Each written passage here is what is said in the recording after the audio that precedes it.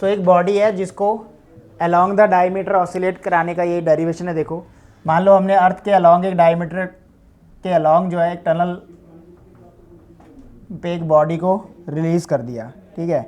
तो सपोज़ करो बॉडी जो है वो इस पी पॉइंट पे जाती है, तो वो कितनी डेप्थ नीचे गई है, डी।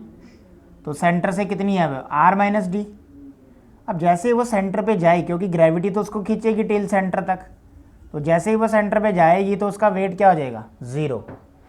वेट ज़ीरो हो जाएगा तो वो फिर से हवा में लटक जाएगी, तो वाई डिस्टेंस तक फिर से ऊपर आ जाएगी, फिर वेट उसको नीचे खींच लेगा, क्योंकि जैसे ऊपर आएगी वैसे वेट होएगा ना उसका कुछ।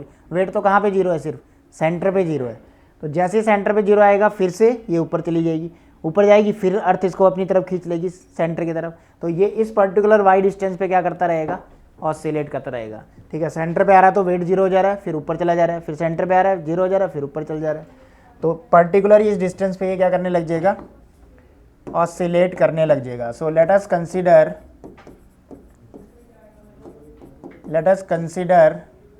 a body of mass m, a body of mass m is taken to depth d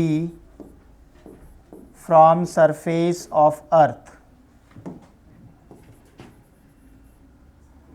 from surface of earth along diameter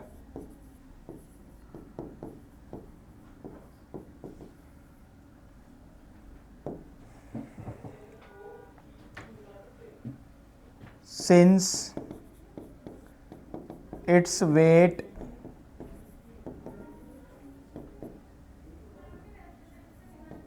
will be zero at center, centre पे इसका वेट क्या हो जाएगा, zero. So it will execute SHM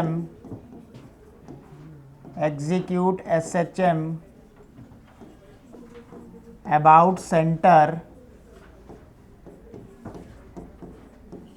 through distance y, through distance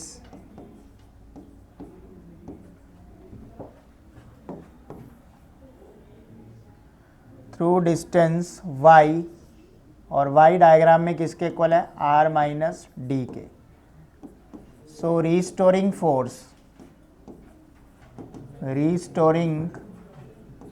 force किसके equal होएगा, weight of body at depth D depth नीचे लेके उसको, तो डी डेप्थ के बराबर उसका क्या आएगा, वेट होएगा। So now force equal to, weight की जगह क्या डाल दिया मैंने, एम जी डेप्थ वाला। अब हमें पता है डेप्थ पे जी का फॉर्मूला क्या आया था, G are minus D over R, gravitation में किया था ये।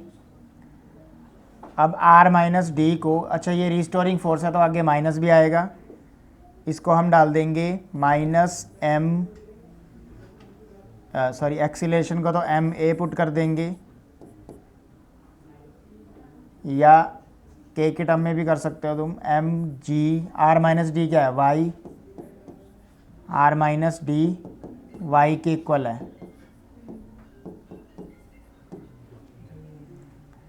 सो एक्सीलरेशन को minus omega square y put कर देंगे, क्योंकि SHM में हमने ये इक्वेशन प्रूफ की थी।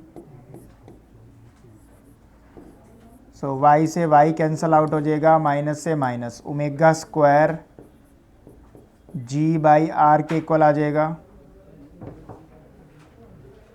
चाहो तो हम डायरेक्ट यहाँ पे माइनस के वाई डाल सकते थे और y से y कैंसिल हो जाता और k आ जाता, फिर हम टाइम पीरियड का वो वाला फॉर्मूला लगा देते 2 pi under root m by k. अभी ओमेगा के टर्म में निकाल रहे हैं तो ओमेगा के टर्म में भी वही आंसर आएगा, under root g by r हो जाएगा। ओमेगा को क्या डालते हैं, 2 pi by t under root g by r, so t equal to 2 pi under root r over g. Alternatively अगर आप तुम वहाँ पे फोर्स की जगह ये डाल देते तब भी सेम आंसर आता।